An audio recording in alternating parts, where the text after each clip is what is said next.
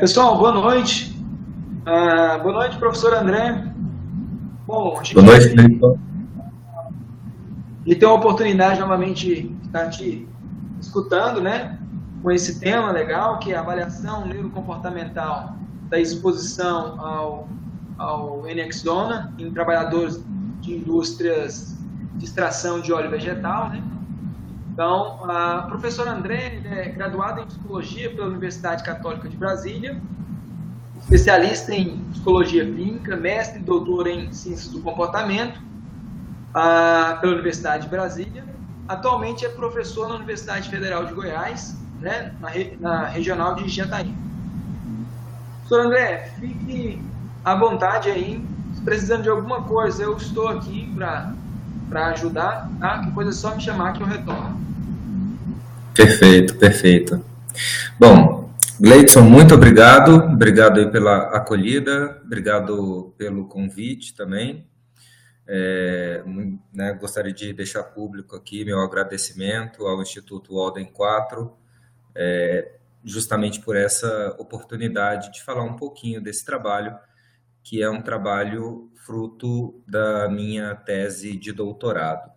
Ok? Minha tese foi orientada pelo professor Dr. Lincoln Jimenez, né, já falecido há um ano, e ele, junto com a orientação do professor David Eckerman, me deram muito suporte para a realização desse trabalho. Como a JAX do Brasil ela tem essa perspectiva de viabilizar a divulgação desse conhecimento para o país inteiro, eu achei que era um bom fórum para apresentar esse trabalho.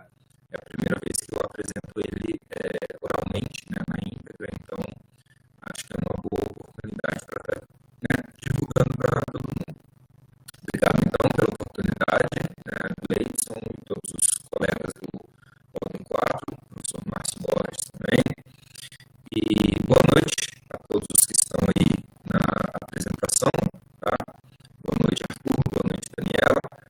A gente está precisando de gravar nesse outro momento, em função dos problemas técnicos que tivemos anteriormente, que foram totalmente alheios ao meu controle ou ao controle do Instituto Walden Ford. Foi uma queda de energia em função de um transformador, enfim. Né?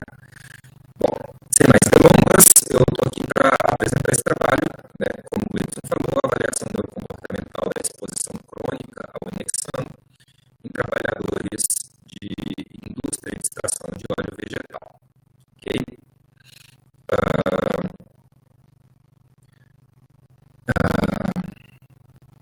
Ok, o Gleison está me dando aqui um feedback de que o áudio está cortando, que é para eu desligar e tentar voltar novamente. Certo? É isso mesmo, Gleison? Ok. Beleza, então eu vou fazer isso, tá? Vou sair e vou voltar novamente. Até já.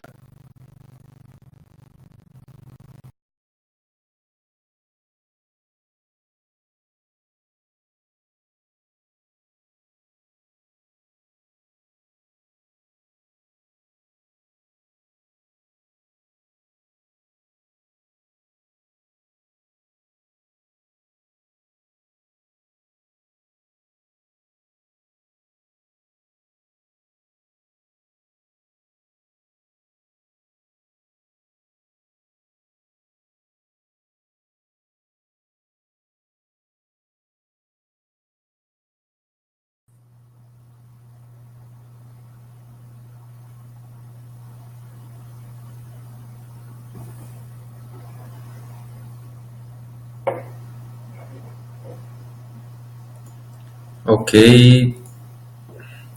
Bom, pessoal, vocês estão me vendo e me ouvindo bem agora?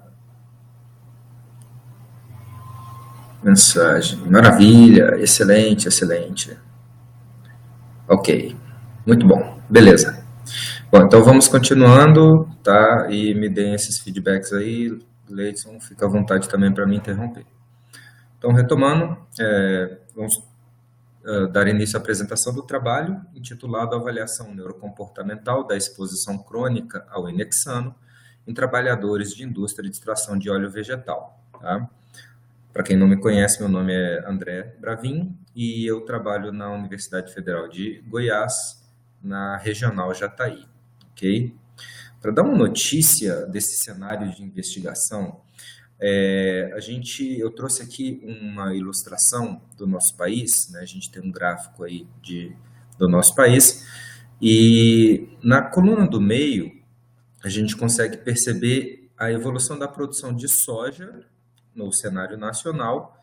E nesse gráfico, quanto mais escuro, maior é a produção de soja. Então, por exemplo, se você olha ali o preto, que é a última cor dessa legenda, você tem, por exemplo, regiões com uma produção de soja superior a 500 mil toneladas. Tá?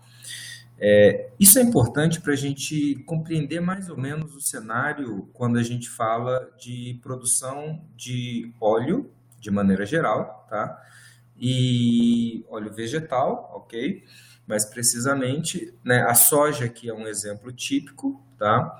Mas estendam esse mesmo cenário para outros tipos de óleos vegetais, como, por exemplo, óleo de girassol, linhaça, ou, enfim, coisas do gênero, tá?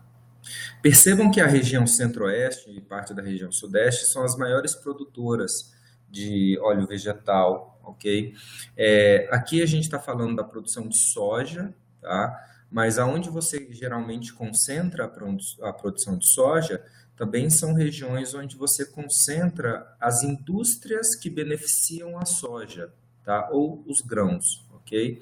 Essas indústrias elas vão pegar a soja produzida nessas lavouras, vão preparar, e já eu explico o detalhe desse processo, e daí elas vão beneficiar o grão produzindo, por exemplo, o óleo vegetal, que é o óleo de cozinha que a gente usa, por exemplo, rotineiramente, né? O óleo de soja, o óleo de semente de girassol e por aí vai, tá?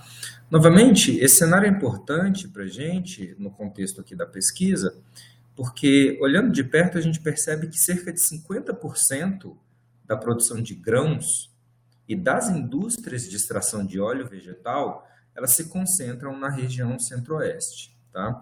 Como eu comentei anteriormente, esse trabalho é um trabalho de tese do meu doutorado, e daí eu quis, então, focar um pouco essa região onde eu estou localizado, né? UFG, né? Universidade Federal de Goiás,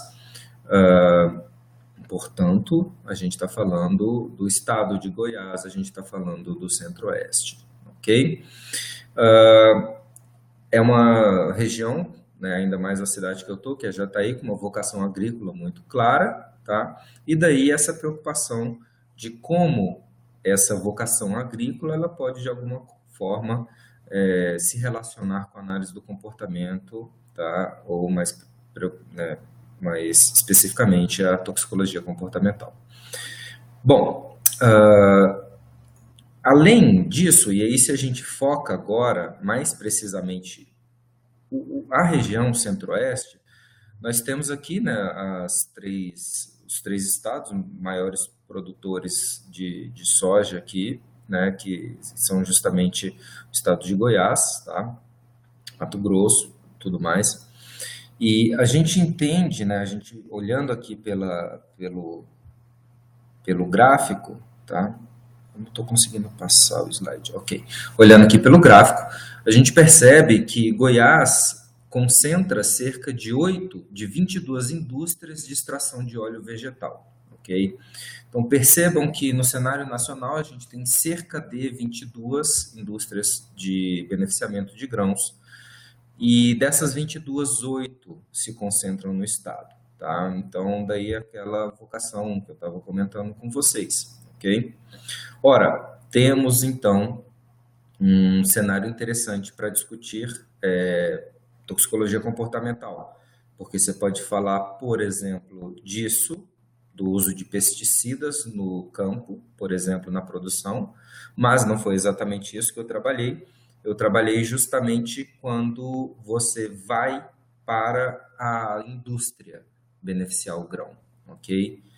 E que é um outro cenário possível para trabalhar toxicologia comportamental, tá? Isso porque as indústrias, elas podem, e é o caso aqui, fazer uso de químicos industriais, tá? E nesse nosso exemplo aqui, a gente está falando de um químico que se chama hexano, ou N-hexano, tá? Basicamente, como se dá o processo?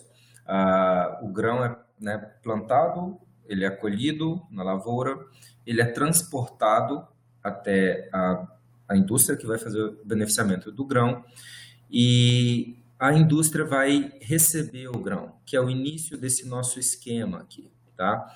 Então, a indústria recebe o grão, depois que ela recebe o grão, ela vai preparar o grão, ok? Então, tem uma parte ali de pré-limpeza e tudo mais, secagem, e a partir desse momento, ela, uma vez a soja pronta, a indústria ela vai iniciar o processo de beneficiamento do grão para retirada do óleo vegetal, tá? Essa parte desse processo é o que eles chamam de preparação, ok? A preparação ela se dá nessa etapa aqui que eu marquei, entre a secagem e a laminação, tá? Basicamente o que eles fazem? Pega a soja seca, quebra essa soja, tritura essa soja, faz pequenas lâminas dessa soja e depois, e aí vai ser o início do processo de extração, ok? E depois, que é o início de processo de extração, vai pegar essa soja que foi triturada e laminada e vai prensar ela em rolos, e dessa prensagem você vai conseguir extrair o óleo vegetal, ok? Perceba então que você prepara a soja, passa ela por esse rolo e dali você consegue extrair o óleo. Mas percebam que nesse momento você tem o óleo misturado com o farelo de soja, por exemplo, ok? Então o que acontece? Você tem uma mistura, tá, do óleo com o farelo, de maneira tal que para você poder usar o óleo dessa forma você tem dificuldade de separar as coisas. E justamente para ajudar essa separação é empregado um agente químico que é o N-hexano, ou aqui na figura falando hexano comercial, tá? O N-hexano ele é uma substância, um solvente, tá? Extremamente volátil e lipofílico, ele se agrega facilmente a gorduras, ok? E justamente essa tendência do hexano se agregar em gorduras facilita o processo de lavagem para separação do óleo para aquela outra parte sólida que é o farelo de soja, nesse caso, tá? Então, o que você faz? Você tinha até então o farelo e junto com o farelo o óleo, você usa o hexano para lavar o óleo, de maneira tal que agora você tem o farelo em si e uma solução líquida, que é a mistura de hexano com óleo, sendo que o óleo ele está dissolvido no hexano, ok? Para um processo de filtragem simples, você separa as duas coisas, fica aquilo que é sólido e a solução líquida. E por um outro processo, que é o processo de destilação, você vai conseguir separar o hexano do óleo vegetal, de forma tal que, ao final do processo, você vai ter o farelo de trigo em si, desculpa, o farelo de soja em si, por exemplo, que a gente está dando, você vai ter o hexano e o óleo vegetal, ok? Sendo que esse hexano, ele é, num outro momento, empregado no processo de extração de óleo novamente, ok? Então, percebam que, num primeiro momento, você tem o uso do hexano, depois isso é separado, o óleo que vai para o restante do processo, tá? Ele está livre e limpo de hexano, e o hexano que foi separado, ele vai ser reutilizado na manutenção do processamento de óleo vegetal, ok? Então, é esse, grosso modo, o processo de extração de óleo vegetal, tá? Já adiantando uma pergunta que geralmente me fazem quando eu explico do processo, o óleo de cozinha, ele pode ter hexano? tá?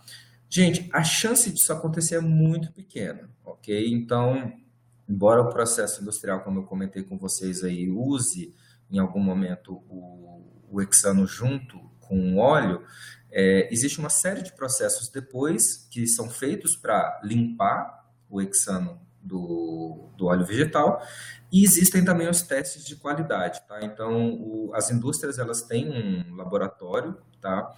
Esses laboratórios pegam por amostragem amostras do óleo e fazem um teste, o nome do teste é flashpoint, onde eles colocam essa amostra do óleo vegetal e embaixo botam um becker, embaixo do becker uma chama, em cima do becker outra chama, tá? Como o hexano, como eu falei com vocês, é extremamente volátil, o aumento da temperatura vai, se houver alguma contaminação por hexano, o aumento da temperatura vai volatilizar o hexano e ele, além de ser volátil, ele também é combustível, então a hora que passa na chama superior se queima, e aí você consegue identificar, por exemplo, que aquela substância aquela amostra estava contaminada, tá? Então, assim, seria, né, então, eu acho pouco provável pelo próprio processo de produção, pelos próprios controles que a indústria empregam, tá? E porque também seria perda de dinheiro por parte da indústria. Se o hexano vai ser reutilizado no processo, eu perder hexano, quer seja ambiental, quer seja por exemplo, eu perder hexano, quer seja ambiental, quer seja na contaminação, isso implica perda de recursos por parte da empresa, tá? Então, respondendo à pergunta, é pouco provável, ok? Teria que acontecer algo muito grave para isso acontecer, de maneira tal que aqui a gente não está falando desse tipo de contaminação. Então, esse trabalho ele não explora uma eventual contaminação de hexano no alimento ou no óleo vegetal, tá? Mas esse trabalho ele explora o quê? Ele explora justamente qual que é a pergunta de pesquisa por trás disso aqui? Ele explora justamente a saúde do trabalhador que lida com o hexano, ok? Então, uma vez que o processamento de óleo vegetal usa esse químico, uma vez que esse químico é extremamente volátil e lipofílico, poderiam os trabalhadores de indústria de extração de óleo vegetal que lidam com esse solvente, de alguma maneira, estar contaminado, e essa contaminação de alguma forma afeta comportamento, ok? Essa é a pergunta que eu me fiz quando comecei a entrar em contato com esse cenário, e foi a maneira como foi a pergunta que orientou a minha pesquisa de doutorado, ok? Bom, o hexano é essa substância que vocês veem aí, tá? Ele é um hidrocarboneto, ok? Algumas características dele para o nosso contexto aqui que são importantes são que, é uma substância extremamente volátil, como eu comentei com vocês, ou seja, mesmo a baixas temperaturas, temperatura ambiente, ela é capaz de volatilizar, ou seja, sair do estado líquido para o estado gasoso, ok? Então, é uma substância extremamente volátil. Segunda característica, é uma substância lipofílica, ou seja, adere facilmente a gorduras.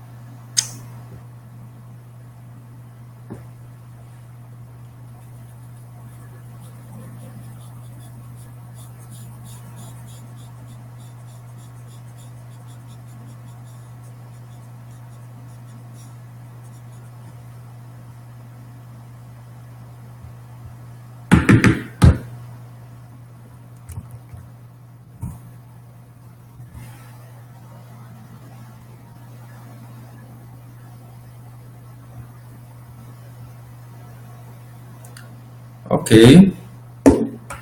Bom, vocês me ouvem, me veem? Ok.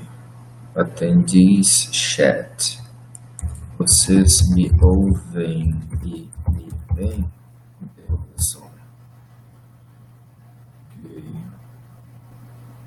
Ok.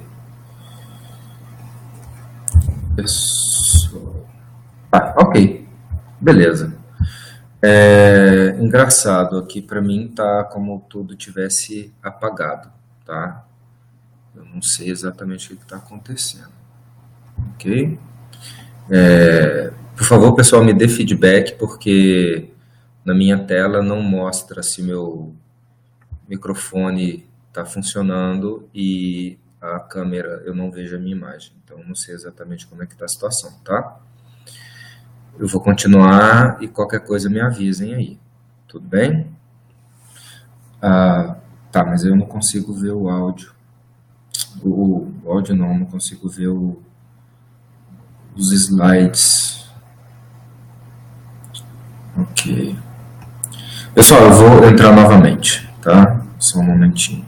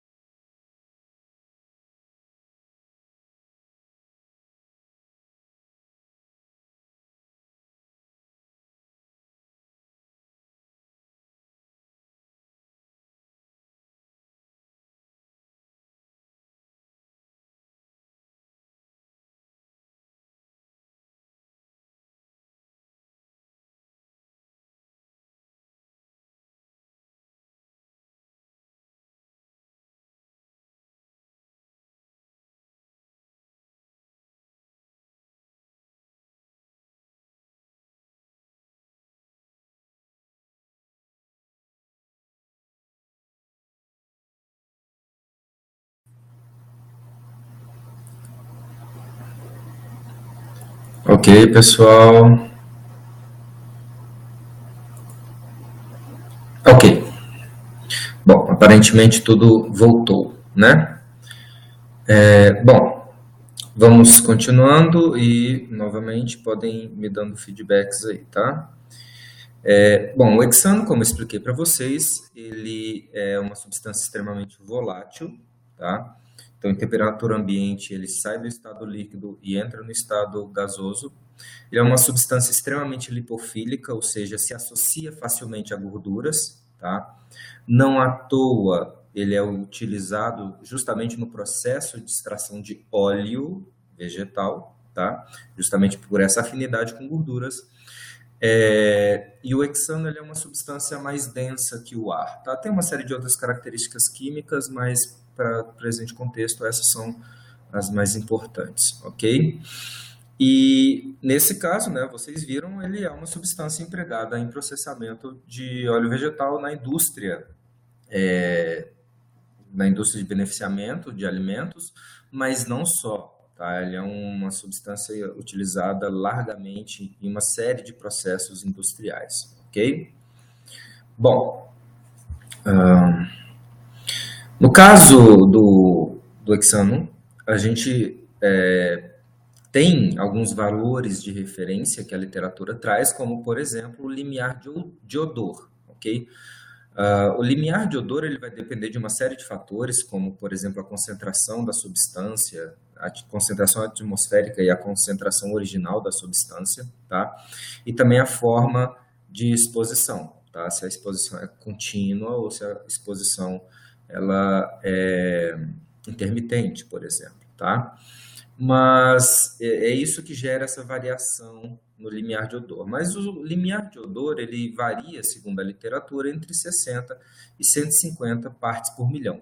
O que significa isso? Que se você entra em um ambiente e, por algum acaso, você sente o odor de hexano, sim, o hexano tem um odor bem característico, você certamente está exposto a uma concentração atmosférica de hexano que varia entre 60 e 150 partes por milhão. Não é incomum, por exemplo, quando você trabalha com quando você conversa com os trabalhadores de indústria de processamento de grãos, eles relatarem do cheiro do hexano, que é comum eles sentirem o cheiro, de descreverem o cheiro. Então, sim, por mais que a indústria tenha uma série de cuidados para que não ocorra o vazamento, o sistema ele não é perfeitamente hermético e tem algum escape natural, e tem algumas rotinas de trabalho que exigem exatamente a exposição a essas circunstâncias que são potencialmente de exposição ao agente, tá? Então, por exemplo, parte da rotina deles é fazer a limpeza do maquinário. Então, a cada 6 meses, por exemplo, em uma das indústrias que eu visitei, eles param todo o processo de fabricação e fazem a limpeza do maquinário, aonde o trabalhador, ele, óbvio, munido de todos os equipamentos de proteção individual, ele tem que entrar no tanque de hexano para fazer lavagem, etc, etc, tá? No tanque de processamento, né, para poder fazer lavagem e por aí vai. Percebam, então, que por mais que exista uma série de condições de manutenção de higiene e manutenção, né, cuidados sanitários nas indústrias, existem situações de exposição de risco ao agente, né, no caso o hexano, que a gente vai descobrir já já que é um agente tóxico, ok? Então percebam, é comum na própria rotina de trabalho você sentir esse odor, tá?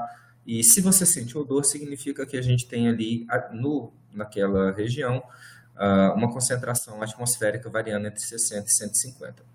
Tá, mas 60 a 150 é suficiente para gerar algum grau de intoxicação? Bom, percebam que algumas regiões de uma fábrica, por exemplo, sumiu aqui, ok. Percebam que algumas regiões da fábrica, elas acabam tendo maior concentração, tá? Esse é um estudo antigo, tá? De 1983, então, desde então, uma série de cuidados sanitários tem acontecido e, felizmente, evitado uma série de problemas. Então, é mais difícil a gente encontrar dados tão recentes, por exemplo, quando você fala de grandes desastres envolvendo o hexano, tá? Então, esse é um dado antigo, mas percebam, por exemplo, que existem algumas regiões, tá? O rotocel é um equipamento específico, ok? Que faz justamente essa parte de extração. Então, por exemplo, tomando o rotocel como parâmetro, no sexto andar, próximo ao rotocel, ok? Esse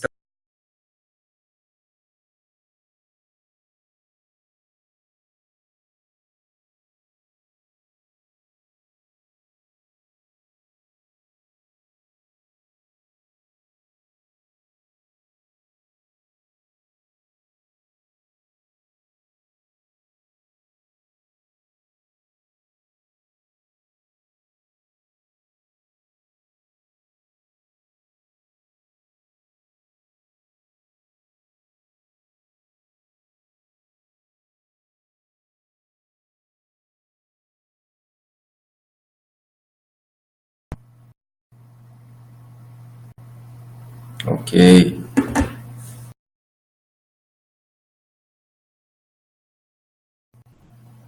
ok. Voltei? Voltei, interrogação?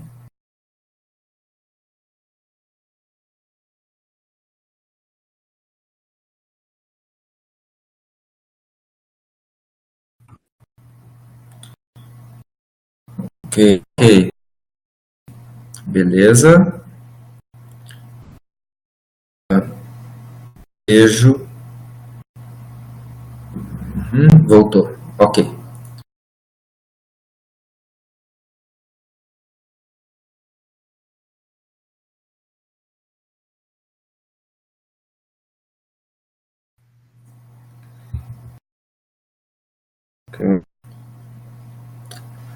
Ok, eu acho que eu voltei, certo?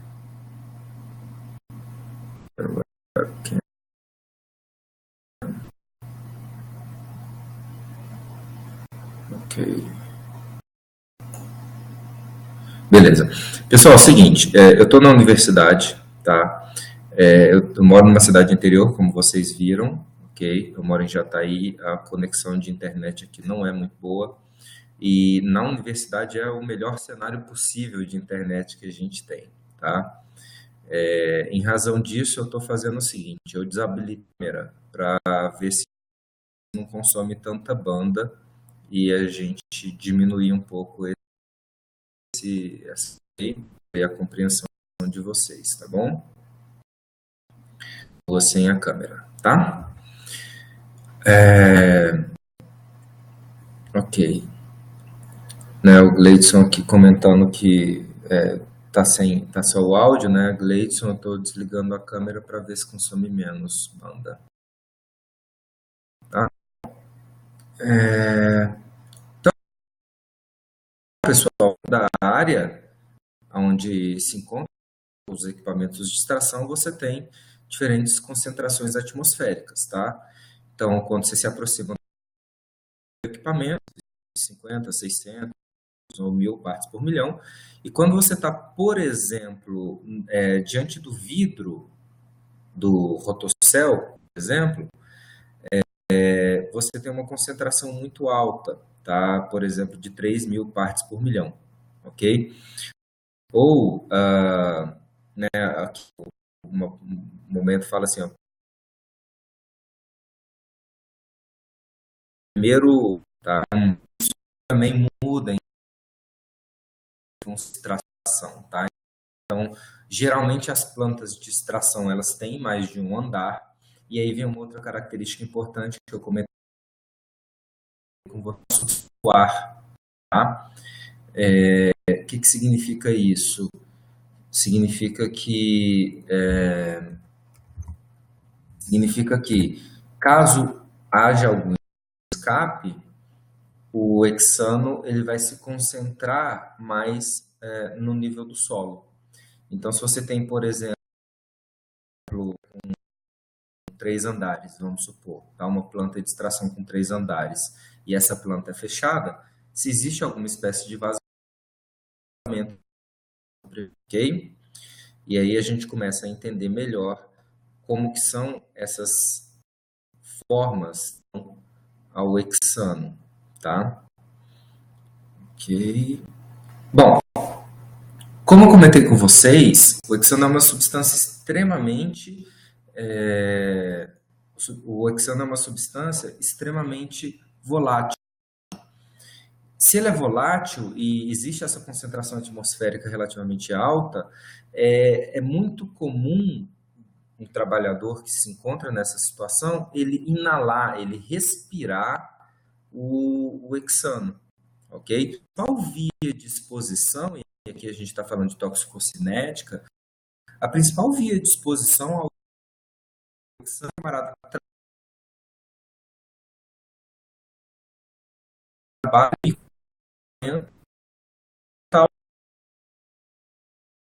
químico, volatilizando e o trabalhador respirando aquele ar contaminado. E da respiração, né, o ar vai entrar no pulmão, a qualidade do hexano se combina gordurosa, né, lipo. O que vai acontecer? O hexano ele vai se combinar com o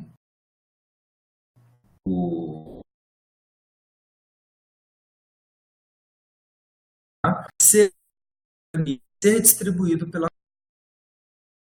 uma vez distribuído pela corrente sanguínea, vai chegar em algum momento do tempo no fígado, No fígado, ele sofre o processo de biotransformação do hexano, gera como principal metabólito a 2,5 hexanodiona, tá? A 2,5 HD é considerada responsável do ponto de vista tóxico-cinético, justamente os problemas. E uma observação é que a 2,5 hexanodiona é um metabólito específico do hexano. Existem outras substâncias, como por exemplo o MBK, que também geram como metabólito a 2,5 hexanodiona, ok?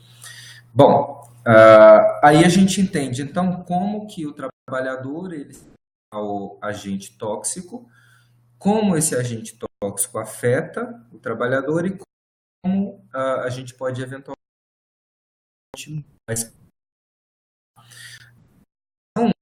da 2,5, basicamente essa substância mais complicada do ponto de vista tóxico, ela se conclui entre 16 e 24 horas após a exposição, tá? E esse dado ele é importante para a gente porque ele nos explica um detalhe importante se você está falando do delineamento de um experimento, ok? O trabalhador entra, né, hoje por trabalho e ele trabalha essa edição sexta-feira, você vai ter provavelmente de uma possível certificação do organismo, ok? Justamente esse o momento, por exemplo, que o Ministério do Trabalho solicita os exames periódicos de avaliação da 2,5 hexanodiona, ok? Então, no 5º dia de trabalho, no final, faz a coleta de urina e se existe alguma espécie de intoxicação, você vai conseguir identificar ali. É o momento onde tem maior chance de ter algum tipo de intoxicação. Mas perceba que esse tipo de avaliação ele vai te dar uma noção do efeito agudo, tá? Então, olha, se existe algum traço de 2,5 HD na urina desse trabalhador, significa que essa urina pode estar contaminada agudo. Mas se eu quero saber de um possível efeito a longo prazo, a gente teria que fazer a medição, por exemplo, da urina, no período onde ele não tem o contato com o hexano, que nesse nosso exemplo hipotético seria segunda-feira. Então, o cara trabalha de segunda a sexta, ok? O expediente é justamente onde você tem uma possível maior concentração, caso esteja tendo intoxicação. Supondo que ele não trabalhe sábado nem domingo, se você fizer segunda-feira no período da manhã, logo que ele entra ao trabalho, você tem, presumível, do ponto de vista pelo menos tóxico-cinético, o organismo livre de qualquer tipo de vestígio de hexano, tá? De modo que, se é pelo comportamental, essa disfunção ela se dá por exposição crônica e não exposição aguda, ok? Esse é um detalhe técnico importante porque isso influencia, por exemplo, o delineamento de estudos, tá? E aqui a gente está falando justamente de pesquisa experimental, ok? Bom, isso aqui explica a gente, por exemplo, como que como o toxicante, né, o hexano, entra no organismo. Mas uma vez que ele entra no organismo, o que que acontece, tá? Lembra que eu comentei com vocês que o hexano ele é uma substância extremamente lipofílica? Pois então, o hexano, uma vez no organismo, ele vai atuar sobre, principalmente para o nosso interesse aqui, né? O neurônio, mais precisamente nas bainhas de mielina, tá? Aqui a gente tem uma foto do neurônio, aí a gente tem o axônio, ok? E essas partes mais esbranquiçadas no axônio, que tem umas bolinhas vermelhas, isso é a bainha de mielina, tá? A bainha de mielina, ela é uma parte ali do axônio, que a bainha de mielina é uma espécie de encapsulamento de gordura que acontece no axônio, tá? Esse encapsulamento de gordura, ele favorece o processo de transmissão sináptica, porque ali na bainha de mielina, você não vai ter potencial de ação. O potencial de ação vai acontecer justamente entre as bainhas de mielina, nisso daqui que chama nódulos de Ranvier, tá? Então, o potencial de ação acontece entre as bainhas, nos nódulos. Isso permite a otimização do processo sináptico. Se não existisse a bainha de mielina, o processo sináptico aconteceria ao longo de toda a fibra nervosa, todo o axônio. Isso tomaria mais tempo e tornaria o gasto energético da célula muito maior, etc, etc. Mas, do ponto de vista comportamental, isso geraria uma série de alterações comportamentais. Ok? Então, se o neurônio está íntegro, ótimo. Você tem um bom processo de transmissão sináptica e praticamente nenhum efeito. Mas, se o hexano se combina com a bainha de mielina e degrada, prejudica, destrói a bainha de mielina, você vai ter justamente uma piora no processo de transmissão sináptica. Do ponto de vista comportamental, essa piora ela vai corresponder no que a gente chama de axonopatia, isso ainda no nível do axônio, tá? Então, a axonopatia é justamente essa desmielinização da bainha de mielina do axônio, tá? Então, essa, no caso, seria uma axonopatia induzida por hexano, isso também acontece com outros solventes, tá? As características dessa axonopatia é que ela progride de fibras mais longas e maiores para fibras menores e mais curtas, né? Ora, uma vez que fibras mais longas e maiores têm mais bainha de mielina, o acometimento que o hexano vai fazer, ele acontece primeiro lá, tá? E do ponto de vista comportamental, os sintomas que a gente tem é a perda sensorial, tá? Então a pessoa vai sentindo um formigamento, uma perda de sensibilidade na mão e posteriormente a isso, uma perda na função motora, tá? A pessoa vai ter prejuízo de comportamento motor. Isso é o que é clássico de uma axonopatia induzida por hexano, ok? Lembrando, essa perda na função motora e a perda sensorial, ela tende a acontecer nas fibras mais longas e maiores primeiro, ou seja, você vai ter uma perda, por exemplo, sensorial nas extremidades da mão, pés, você vai ter um prejuízo. Por exemplo, vocês já devem ter ouvido falar do nervo ciático, né? Um dos maiores nervos que a gente tem, que é justamente na perna, tá? Então, você vai ter um prejuízo, por exemplo, na mielinização do nervo ciático, por exemplo, e isso vai te prejudicar, por exemplo, manutenção de postura, enfim, comportamento motor de maneira geral, ok? Bom, os principais sinais e sintomas, como eu comentei com vocês, primeiro é esse déficit na função sensorial ou motora, formigamento e insensibilidade nas mãos e pés, fraqueza nos braços e pernas, tá? Então a pessoa começa a perder a força do agarrar, né? Do grip, né? A força de segurar as coisas, tá? Prejuízo em marcha, então a pessoa tende a ter dificuldade de manter equilíbrio, ela anda com dificuldade, ok?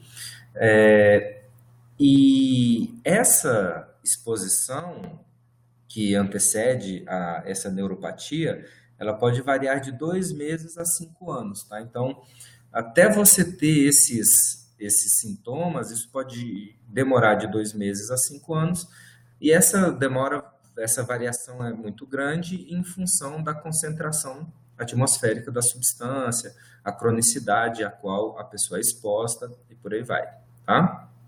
Então, você tem a exposição, da exposição você tem a alteração orgânica e aí, clinicamente, você consegue observar os efeitos, tá? Você tem os sintomas e você tem, por exemplo, a axonopatia, ok?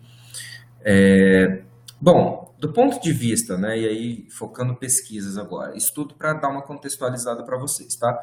Do ponto de vista de pesquisa comportamental, a gente já tem alguns dados bem marcados que confirmam essa alteração no componente motor, tá?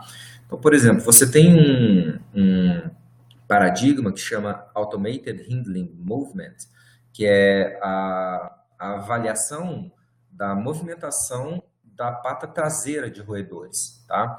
É como se fosse um rato andando numa roda de atividades, é como se fosse, não, é exatamente isso, é um rato andando numa roda de atividades e um computadorzinho, ele identifica especificamente o movimento das patas traseiras. E a partir dali, ele consegue observar, por exemplo, a distância que o animal usa para fazer os movimentos, se a pata do animal, por exemplo, se ele tem dificuldade para manter a pata na grade da roda, e enfim, uma série de fatores, tá? E o estudo de Culling e colaboradores demonstra que a exposição ao hexano prejudicou, por exemplo, o comportamento motor dos ratos submetidos a esse paradigma, tá? Um outro estudo envolvendo animais, ele foi feito por Ladjefold e colaboradores e mostra no outro paradigma que se chama Rota-Rod, tá? É como se fosse um cilindro e você bota o rato em cima desse cilindro e eles observaram que ratos intoxicados com hexano, eles tinham um prejuízo do equilíbrio, tá? E da atividade motora no Rota-Rod, ok? Eles também avaliaram isso com campo aberto e observaram também que o hexano afetava o comportamento motor dos ratos submetidos no campo aberto, ok? Outros paradigmas, como por exemplo o reflexo de sobressalto, tá? A intoxicação por hexano também reduz o reflexo de sobressalto, ok? Então prejudica o reflexo de startle, né? Animais, né, outro paradigma do Elsner e colaboradores, animais que foram intoxicados com hexano apresentaram redução na força do movimento, tá? Então eram macacos que tinham que pressionar uma alavanca com uma dada força, ok? E eles observavam a força que eles tinham que empregar para fazer para receber o reforço, ok? Quando eles atingiam 50% dos reforços programados, eles aumentavam, por exemplo, a exigência da força, tá? E assim aumentando até chegar no valor onde os animais recebiam menos do que os 50%. E aí, quando isso acontecia, eles diminuíam o valor de força, tá? E aí, se os animais, os macacos, recebessem mais do que os 50%, aí eles aumentavam, percebe? Então, eles iam gradualmente tentando descobrir qual que era esse limiar de força, tá? Esse é um teste que a gente chama de titulação de resposta, no caso, a resposta, a modulação da força, como uma característica crítica aqui desse teste, ok? Bom, então eles faziam isso, né, e observaram que a intoxicação pelo hexano, ela reduzia a força dos animais, mas a taxa de resposta continuava a mesma. Por isso que eles comentam, né, de uma redução na força do movimento e não na motivação, porque a taxa de resposta continuava a mesma, ok? Né, outros testes, como o FOB, né, que é a Functional Observational Battery, né, a bateria de observação funcional. Ratos que tinham intoxicação por hexano mostravam piora em várias medidas motoras do FOB, tá? E na esquiva sinalizada, por exemplo, você tem um efeito do hexano idêntico ao de outros narcóticos, ok? Então, você tem um prejuízo do comportamento de esquiva sinalizada, tá? Bom, isso aqui, gente, só para dar uma notícia para vocês de alguns paradigmas de toxicologia comportamental com animais, tá? Sendo que aí a gente tem vários tipos de comportamentos, tá? Comportamento reflexo, como por exemplo no startle, né? no reflexo de sobressalto, ou comportamento operante, por exemplo, na esquiva sinalizada e assim sucessivamente, tá? Então, percebam o tanto de alterações que o hexano gera do ponto de vista comportamental e que a maioria dessas alterações são concentradas ali no componente motor, ok? Bom, Qual que é a questão, né? Quando você fala de pesquisas com animais, a gente, né, tem já esses achados de que o hexano e outros estudos que exploraram especificamente a 2,5-hexanodiona prejudicam a função sensório-motora dos animais, tá? Quando o hexano é associado a outros compostos, isso afeta a aprendizagem e pode agravar também o comprometimento motor, ok?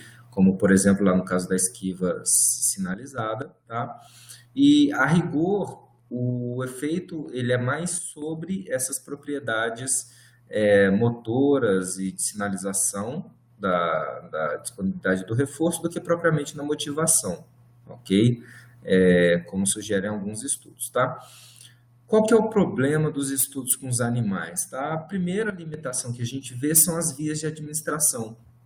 Geralmente, a exposição nesses estudos, ela é feita com a administração oral do hexano, tá? Então, você pega o ratinho e você, por exemplo, coloca hexano na água deles, ou algo do gênero, tá? Então, a exposição é oral. E a dose, em função disso, ela acaba sendo uma dose maior, uma concentração maior do que aquela que a gente vê com humanos em circunstâncias naturais de trabalho, tá? Então perceba, o humano ele vai inalar o hexano e a concentração é baixa, relativamente baixa, só que ela é crônica, ela acontece ao longo do tempo, tá? Nos experimentos com animais, a via de administração, em geral, ela é por gavagem, né? A alimentação, ok? A administração ela tende a ser em doses maiores e ela tende a ser aguda por um período de tempo pequeno.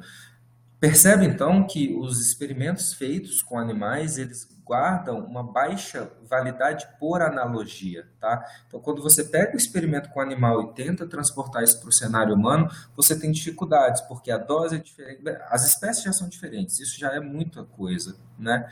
Como não bastasse, as doses são diferentes, a via de exposição é diferente, o regime de exposição é diferente e por aí vai, tá? Você tem essas dificuldades. Por outro lado, o que a gente tem então com dados de toxicologia com humanos, tá? Ora, os paradigmas mais clássicos para estudar toxicologia comportamental com humanos são as baterias neurocomportamentais. As baterias, elas são um conjunto de testes, tá?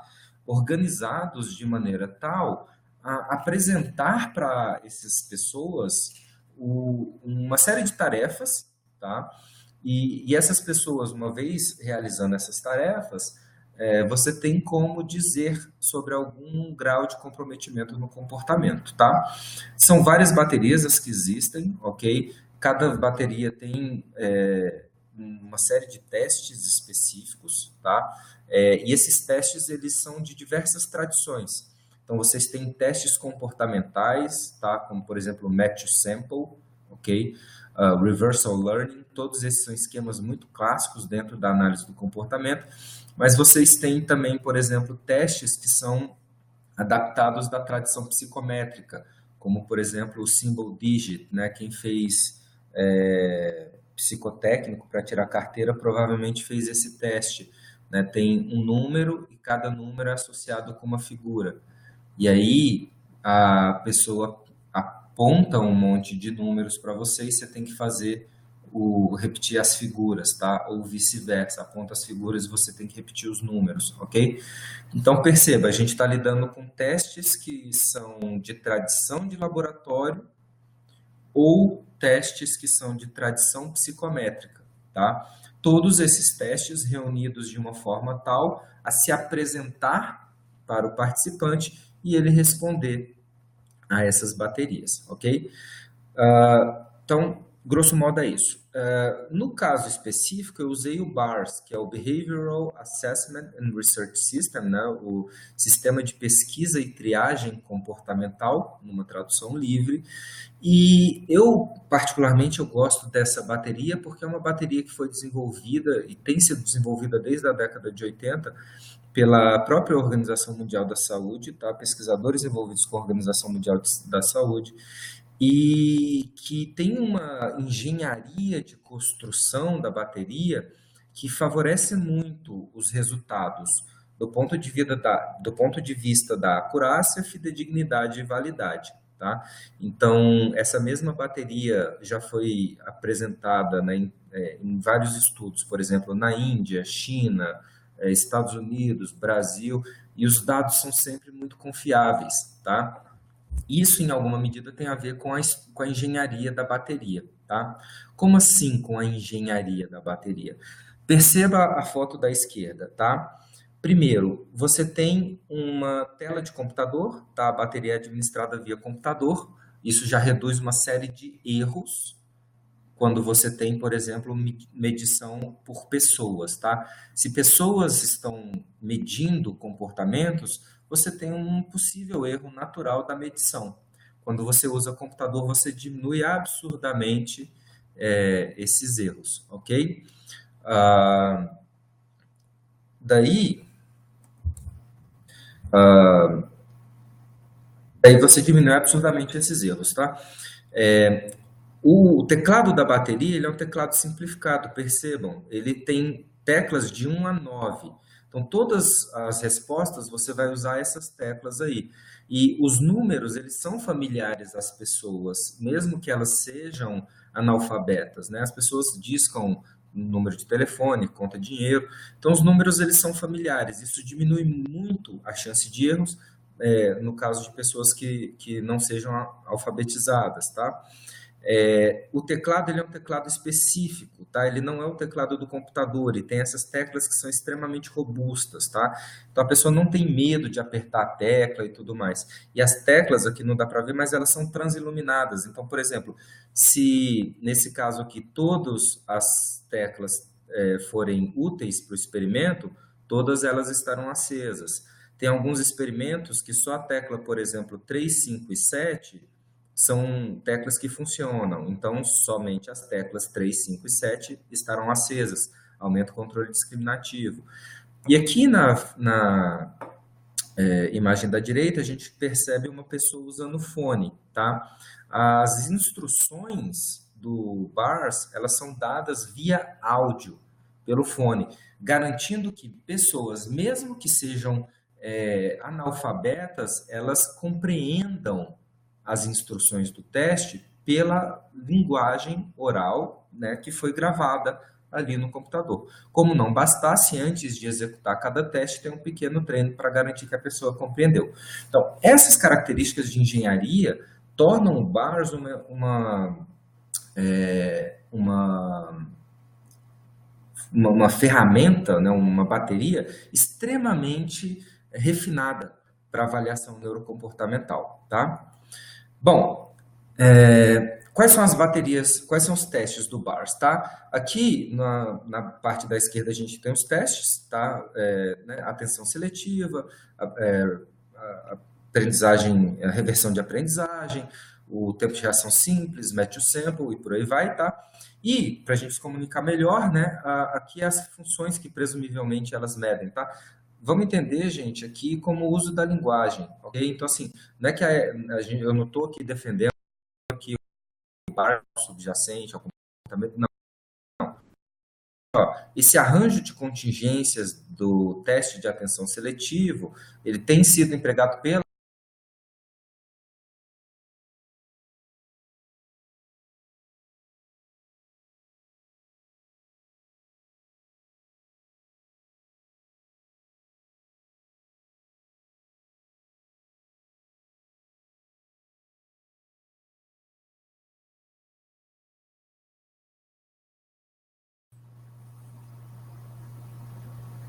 Ok, para tornar tudo ainda mais dramático, a gente teve a queda da conexão, né?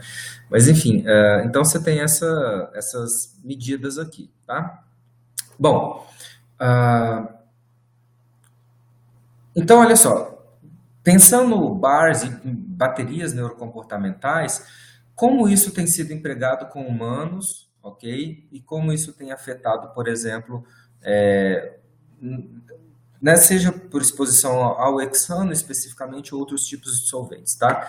Então, por exemplo, o Armstrong, ele tem um estudo de caso onde era uma química industrial que precisava de lavar tubos de ensaio com o hexano, tá? E essa química, ela começa a apresentar uma série de alterações comportamentais, tá? Então, você tem ali a supressão bilateral da percepção tátil, então ela perde o tato, né, a acurácia ali do tato sensorial da mão direita e esquerda, redução de coordenação motora, prejuízo no teste de digit symbol, tá? Que é aquele teste símbolo dígito, aquele que eu expliquei lá tem um número associado com uma figura, tá? Aquele que eu comentei do teste psicotécnico, ok? Então, por exemplo, ó, a intoxicação por hexano mostrou alteração nos scores do Digit Symbol Test, o DST, ok?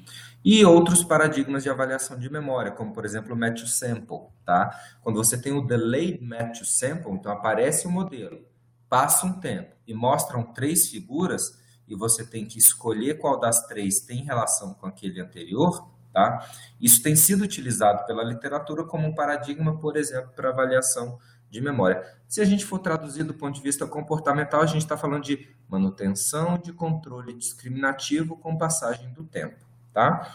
Então, percebe, aqui eu estou usando o termo memória e tudo mais, mas não esqueçamos da nossa tradição comportamental, tá? Estou usando os termos memória, atenção e etc., só para facilitar a comunicação, ok? Mas entendam, memória, por exemplo, como manutenção do controle discriminativo com a passagem do tempo, tá? O que essa pessoa apresentou, né, nesse estudo de caso? Tá?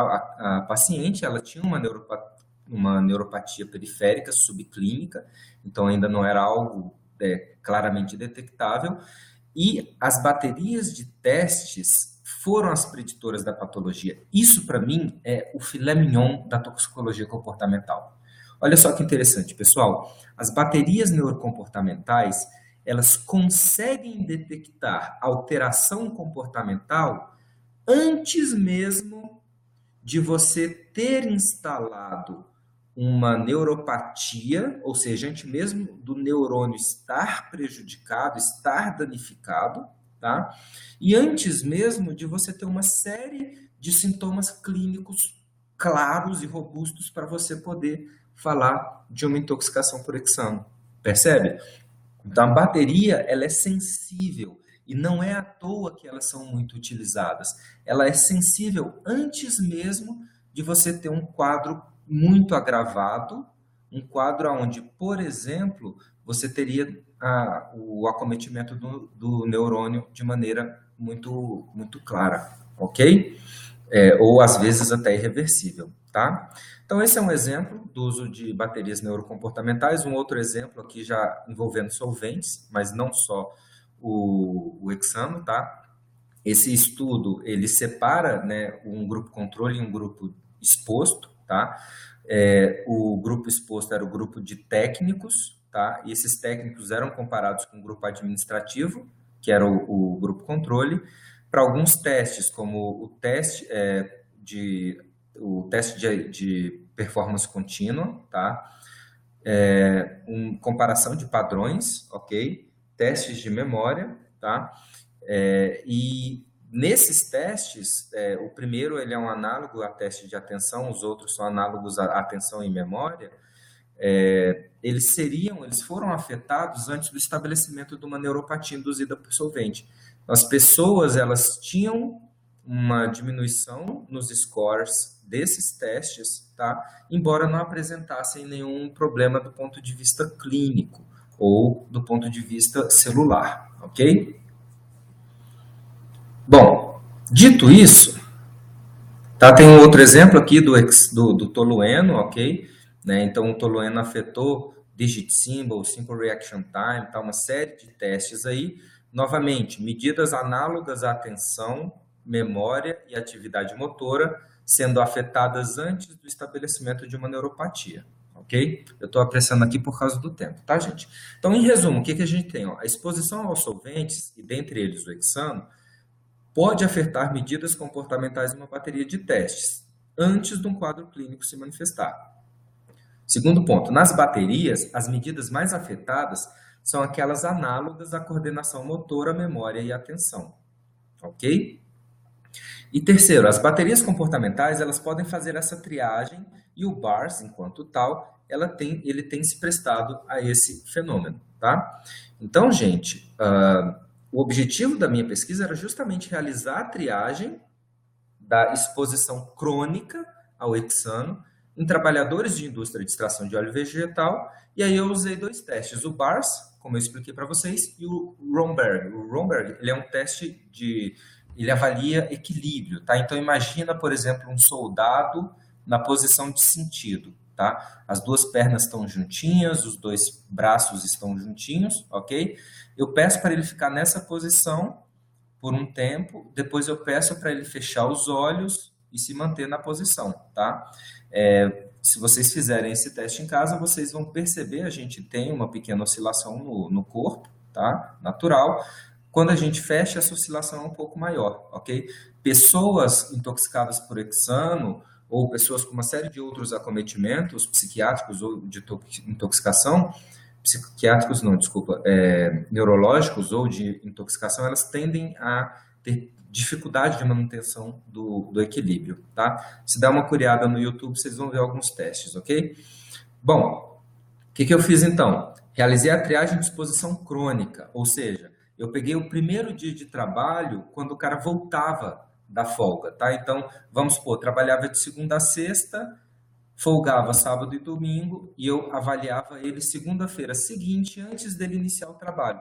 Assim, eu conseguia separar o efeito da exposição aguda da crônica, de maneira tal que, se ele apresentasse algum tipo de comprometimento, ora, esse comprometimento é em função de uma exposição crônica, tá? Bom, eu tinha 2 plantas, 2 indústrias, desculpa, a indústria A e a indústria B. A indústria A era uma indústria maior e tinha 2 plantas de extração, tá? Eu chamei de A e A linha, ok? E eu trabalhei com um grupo controle, que era o pessoal do Invase, dessa mesma indústria. Essa mesma lógica aconteceu na indústria B. Então, você tinha o pessoal exposto, tá? E o pessoal do Invase, que era o grupo controle, ok? O pessoal que era exposto eram trabalhadores da preparação e da extração, tá? Perceba que as plantas, por maiores que elas sejam, elas não comportam mais que 8 trabalhadores na extração.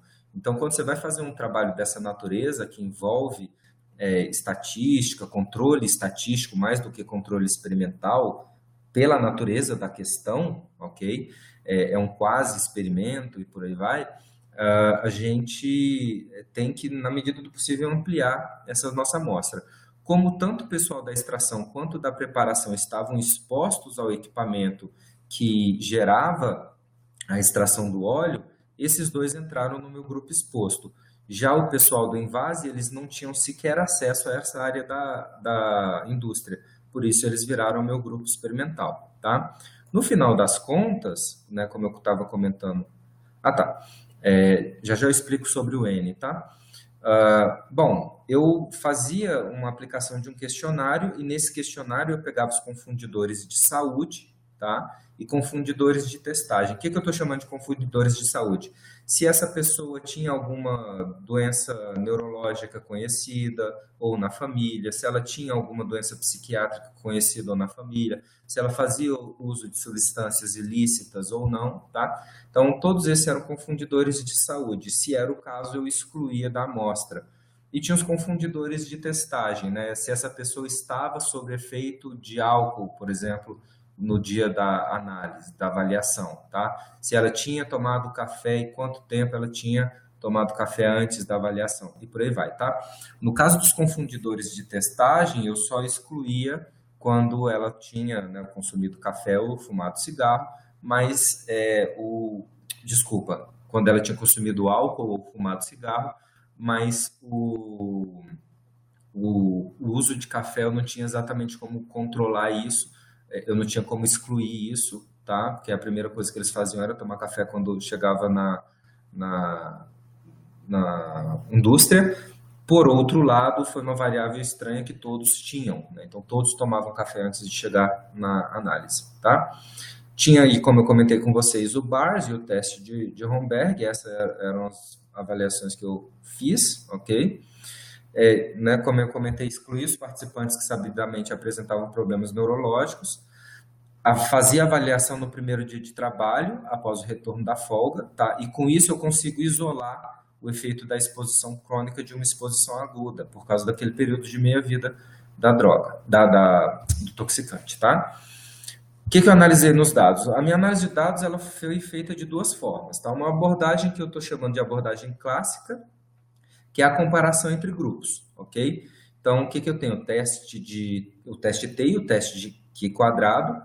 Isso eu faço para avaliar a confiabilidade da amostra e depois um teste um pouquinho mais sofisticado do ponto de vista estatístico, que é a permutação. Isso tudo para fazer comparação entre grupos, tá? Então, grupo controle experimental é aquilo que geralmente é feito. E um teste, uma segunda abordagem estatística, que é a regressão linear, tá? O objetivo da regressão linear é descrever diferenças entre esses grupos utilizando um modelo matemático, tá? E a análise que eu fiz é exatamente igual à da Roman 2014, ok?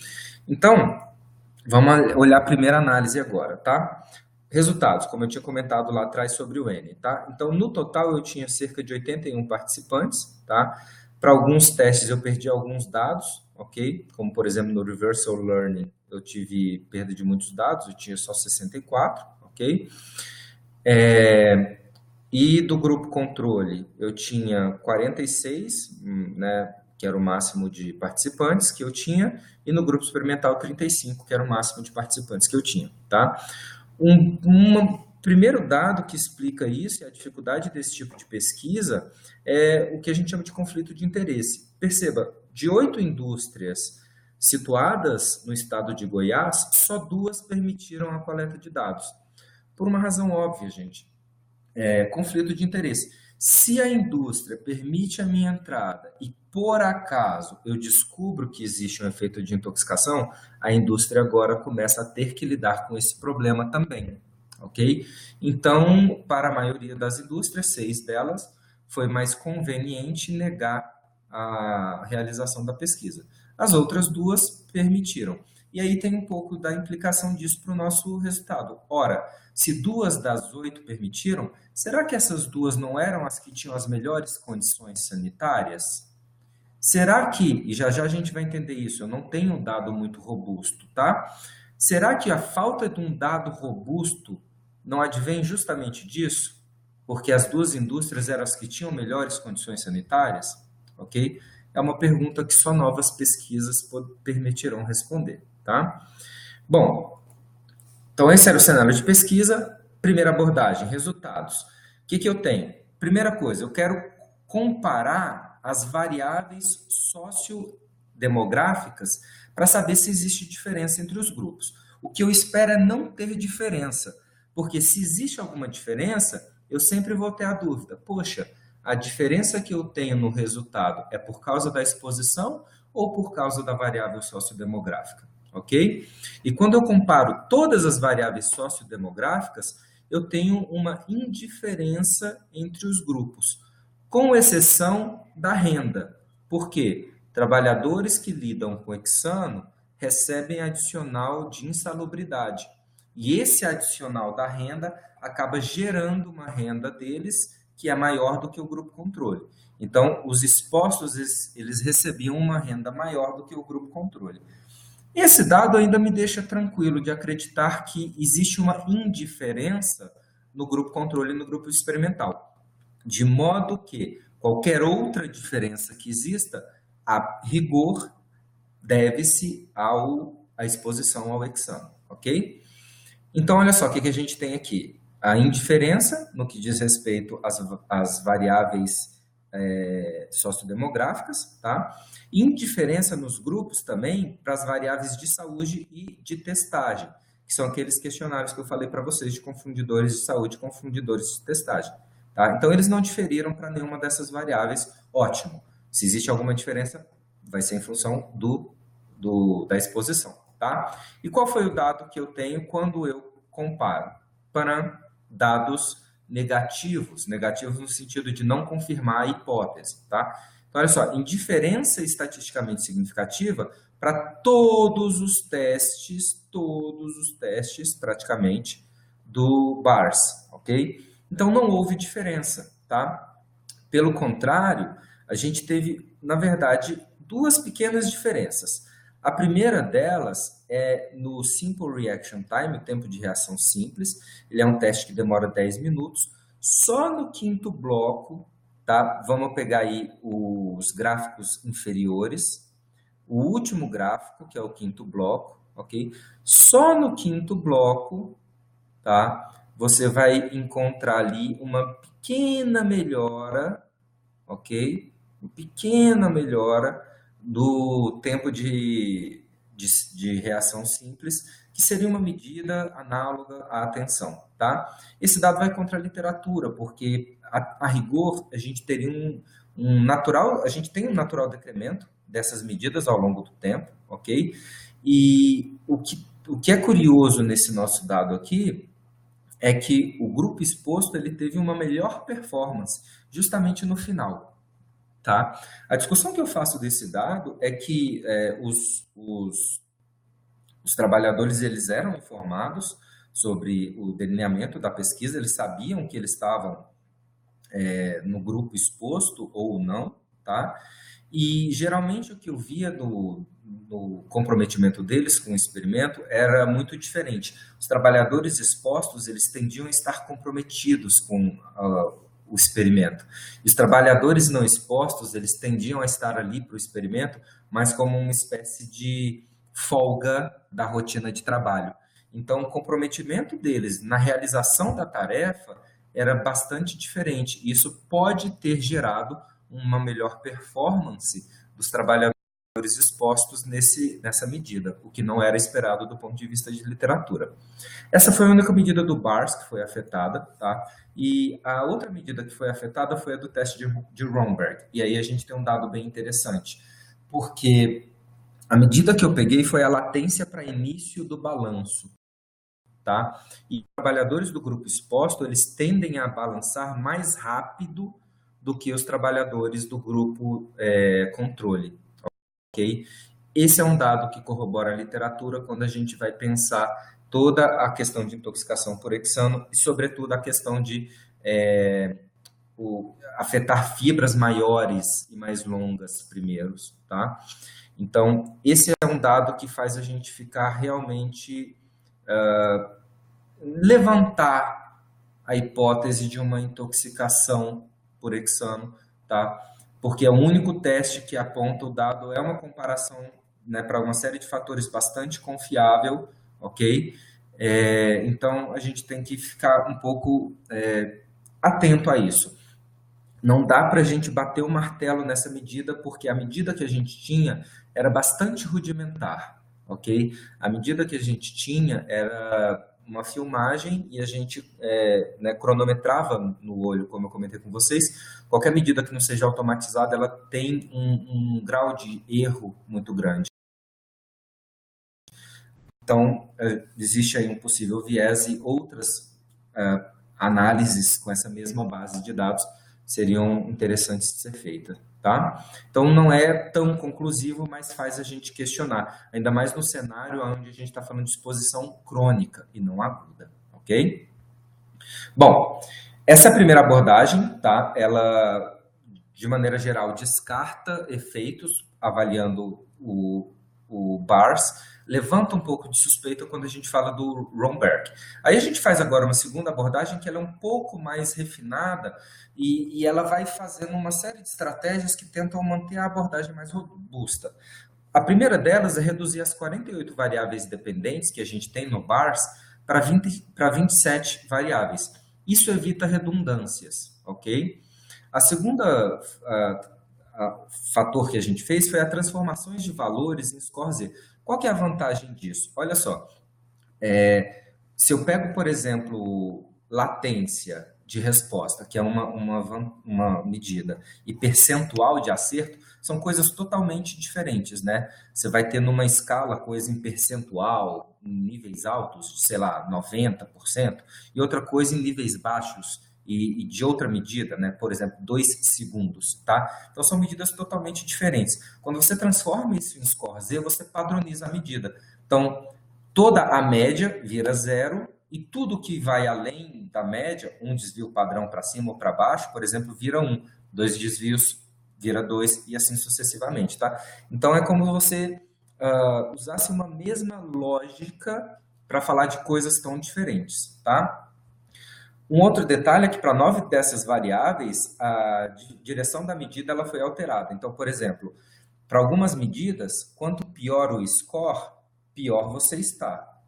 Para algumas medidas, como o tempo de reação, por exemplo, o SDT, com menos erros, melhor você está. Tá? Então, para algumas medidas, pior, pior. Para outras medidas, pior, melhor. Para uniformizar essa lógica, a gente pegou essas 9 variáveis e multiplicou por menos 1, de maneira tal que todo mundo ficou com a seguinte lógica: quanto pior, pior. Tudo bem? Feito isso, a gente gerou a regressão linear, que foi ajustada para a idade e escolaridade, tá? Qual que é o dado que a gente tem aqui? Bom, aqui a gente tem os dados, tá, do grupo controle experimental, ok? De todos eles, tá? Né, tá aí a tabela, vocês vão ter a apresentação depois, então fiquem à vontade, a dissertação tá lá na UNB, na biblioteca da UNB, vocês vão ter todos esses dados.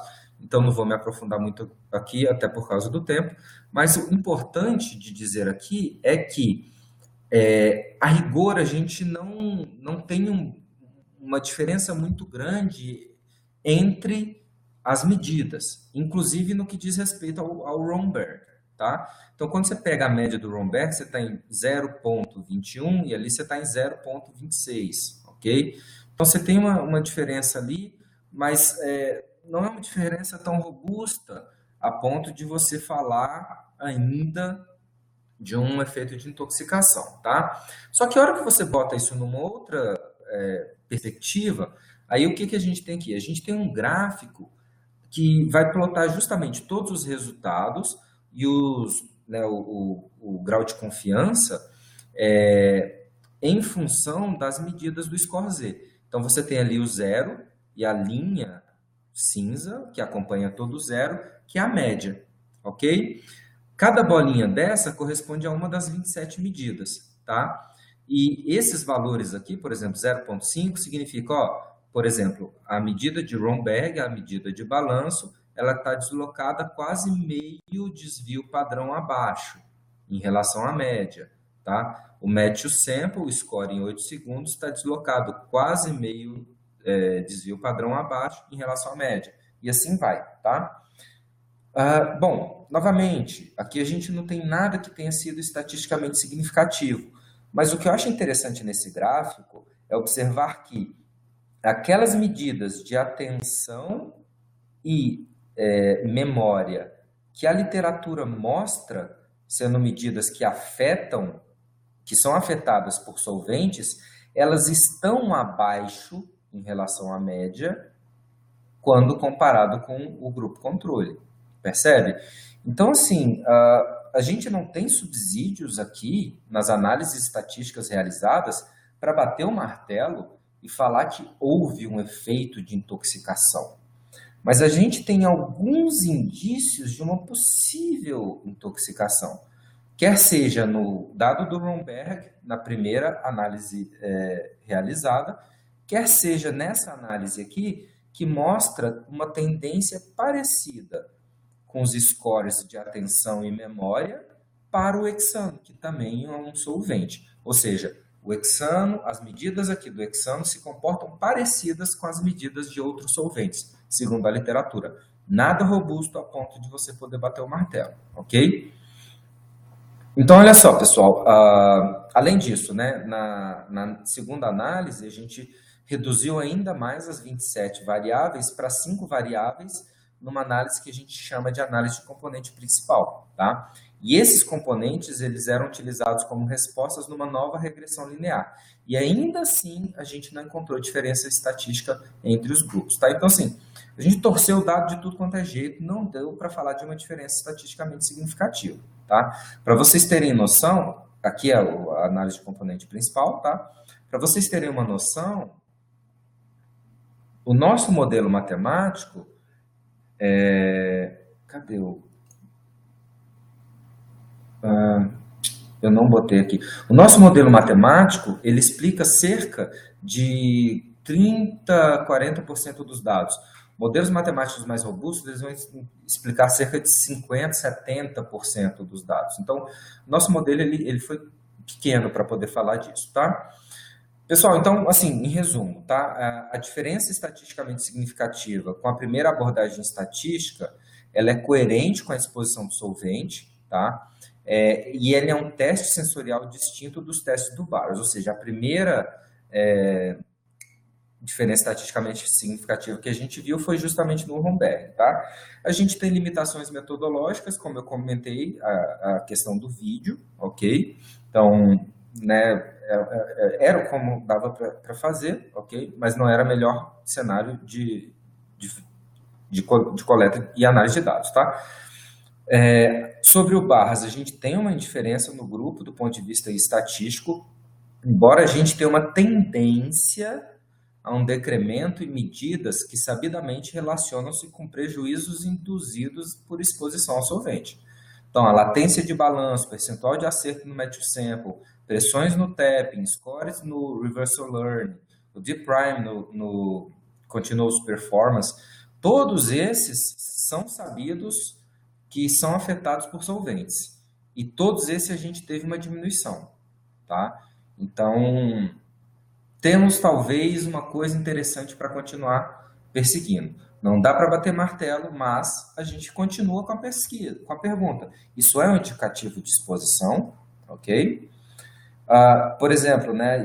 Eu botei aqui sim, olha só. No caso, quando a gente faz a análise de componente principal, ó, nesse estudo, os 5 componentes, eles explicam 56% da variância nas 27 variáveis testadas. O estudo da Roman, por exemplo, o modelo dela explica 76%, tá? Então, nosso modelo ele é fraco para explicar isso, tá? E aí, gente, né, em resumo, o que a gente tem? Indicativos sutis de que uma exposição ao hexano pode afetar aspectos comportamentais dos trabalhadores.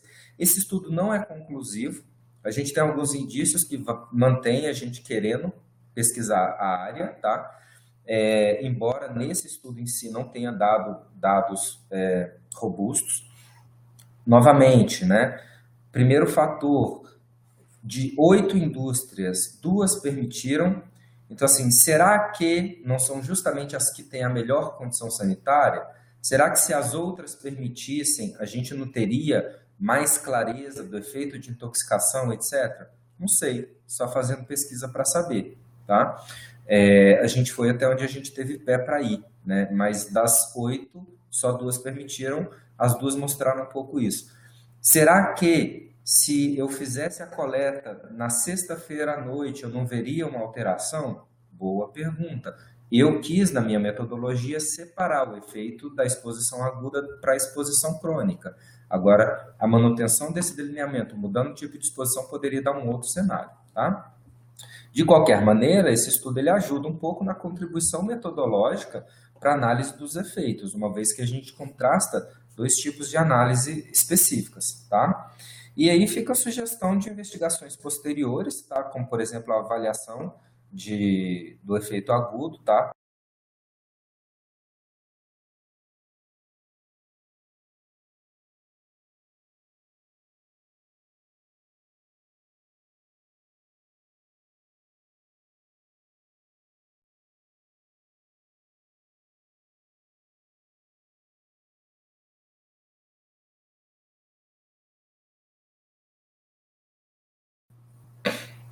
Olha aí, caí, mas estou voltando, hein? Né? Para dar aquele drama final, eu caí justamente no encerramento, né? Pessoal, bom, obrigado pela atenção de vocês, tá? Me desculpa aí pelos eventuais infortúnios da conexão, ok? Fiz o que estava ao meu alcance, dentro das condições que eu tenho aqui de trabalho na universidade. Meus contatos estão aí, tá? Fiquem à vontade para manter contato. A dissertação, desculpa, a tese com a íntegra do trabalho está disponível gratuitamente lá na biblioteca da UNB. Então, basta ir em www.unb.br, ok? Vai lá na biblioteca, né? Bota o nome da tese, bota meu nome, vocês vão encontrá-la, tá? Sem problemas. Se tiver com alguma dificuldade, me manda e-mail, eu respondo com todo prazer, inclusive com a tese em anexo, tá? E, bom, tá aí meu site também, só que o site eu ainda estou aprendendo a mexer na plataforma, né, no WordPress, então, assim, não tem muita coisa lá não, estou ainda aprendendo, mas é um outro meio da gente manter contato, tá? Mais uma vez, muito obrigado, um grande abraço para vocês. Gleidson, a palavra é sua. André, eu quero te agradecer aí, porque, né, por 2 vezes, retorna e fez uma excelente palestra, então eu tenho muito a te agradecer por você ter, primeiro, aceito o convite, segundo, por voltar novamente e contribuir com todos, né, fazendo novamente essa palestra. Então, é um carinho enorme que eu tenho por você e tenho que te agradecer por isso. Bom, gente, boa noite a todos. André, mais uma vez, obrigado. Amanhã de manhã, às 8 horas, estaremos aqui novamente. Então, até amanhã de manhã. Um abraço. Abraço para todos. Obrigado mais uma vez, Gleidson. Estou sempre às ordens, meu caro.